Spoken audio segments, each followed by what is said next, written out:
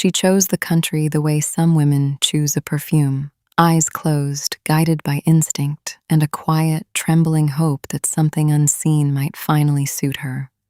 Portugal. Mesa booked the ticket at 2:17 a.m., her hands steady in a way that felt almost holy. Reinvention, she thought, should feel like this.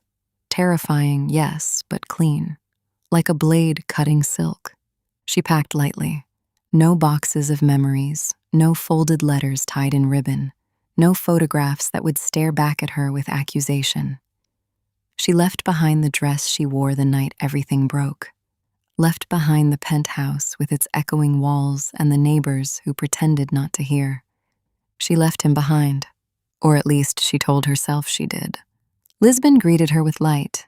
It poured over the terracotta rooftops, spilled across the narrow streets, climbed the tiled facades in shades of blue and gold. The city did not ask questions. It did not demand explanations.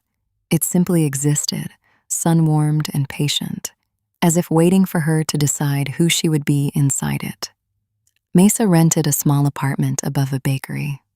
Every morning, she woke to the scent of bread rising, of sugar caramelizing into something soft and forgiving.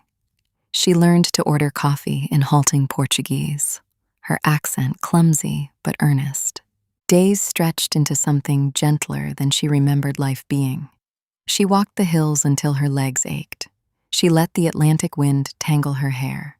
She watched strangers laugh at outdoor cafes and felt, for the first time in years, like the world was not conspiring against her. At night, though, the quiet returned. It crept in slowly, like tidewater seeping through cracks. She would lie in her narrow bed, staring at the ceiling, listening to the city breathe. And in that space, between the last tram passing and the first bird calling, her thoughts would turn. Memory is a stubborn thing. It doesn't knock. It doesn't ask permission. It arrives. Mesa would press her palms against her eyes until colors burst behind them, until the images fractured and scattered. Weeks passed, then months. She found work translating English copy for a small travel company. The irony wasn't lost on her, writing about escape, about discovery, about the beauty of leaving one place for another. She became, to the outside world, a woman reborn. She learned the rhythm of the language, the cadence of laughter that didn't belong to her past. The letter arrived on a Tuesday. No return address, no postage mark she recognized, just her name. She stood in the doorway of her apartment, the envelope trembling between her fingers.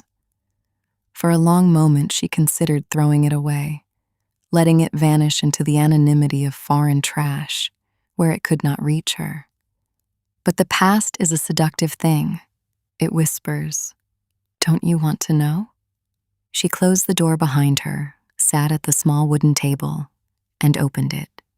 Inside was a single sheet of paper, 3 lines. You didn't think you could disappear that easily, did you? I've always known where you are. I'm closer than you think. Mesa's breath came sharp, uneven. Her eyes darted to the windows, the door, the corners where shadows pooled. Lisbon, so warm and open just moments ago, suddenly felt like a stage set, fragile, artificial, ready to collapse. The days that followed unraveled her carefully built peace. Every footstep behind her became suspicious. Every glance from a stranger lingered too long. She stopped walking the hills, stopped visiting the bakery downstairs. Even the ocean, once a source of solace, began to feel like a vast, watching eye. Sleep abandoned her. In its place came vigilance, fear. She considered leaving again.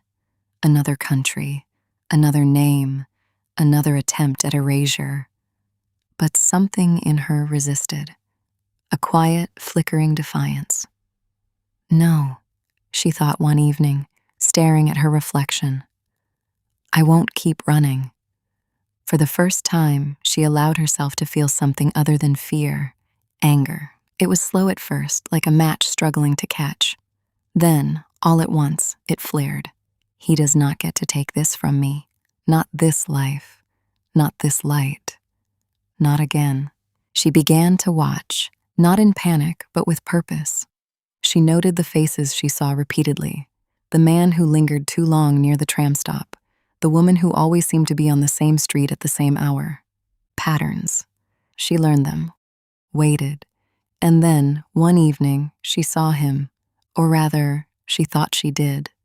A figure standing across the narrow street, half-shadowed beneath a flickering lamp. A stillness that felt deliberate, controlled. Her heart slammed against her ribs. Him. It had to be him. The air between them thickened, stretched.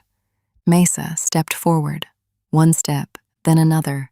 Her fear was still there, coiled and ready, but it no longer owned her.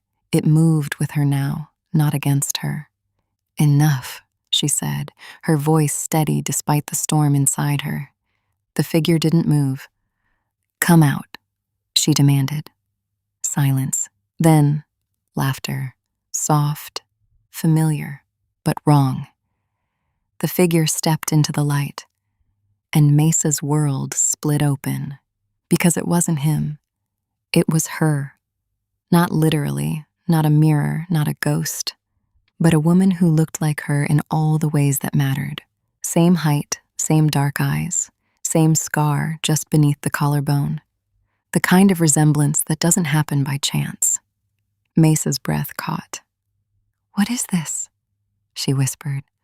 The woman smiled, slowly. You really don't remember, do you? The words slid under her skin. Cold. What are you talking about? Another step closer.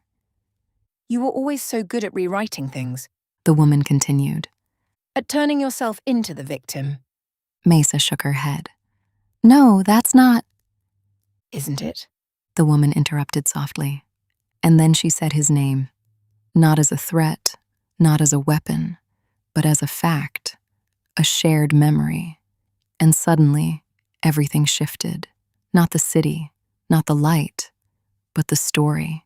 Because the truth, the real truth, rose up from the depths of Mesa's carefully constructed past, and it was nothing like the version she had been telling herself.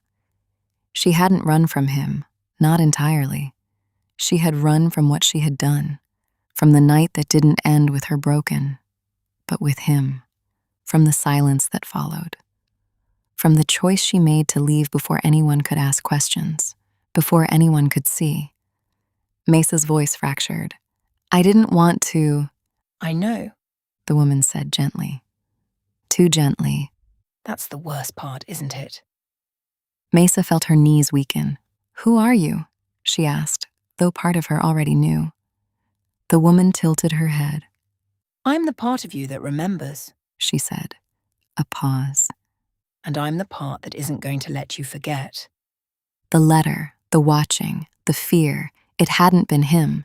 It had never been him. It had been her all along, not hunted, but haunted. And in the golden light of Lisbon, the life she thought she had built on escape revealed itself for what it truly was. Not a new beginning, but a beautifully disguised illusion. Because no matter how far you run, no matter how carefully you rename yourself, there is one truth that follows without fail. You cannot outrun the version of you that knows what you did. If this story stayed with you, if you felt that twist in your chest at the end, then you already know. Some truths don't fade, they wait. Subscribe to by Estelle for more stories that linger long after the last word.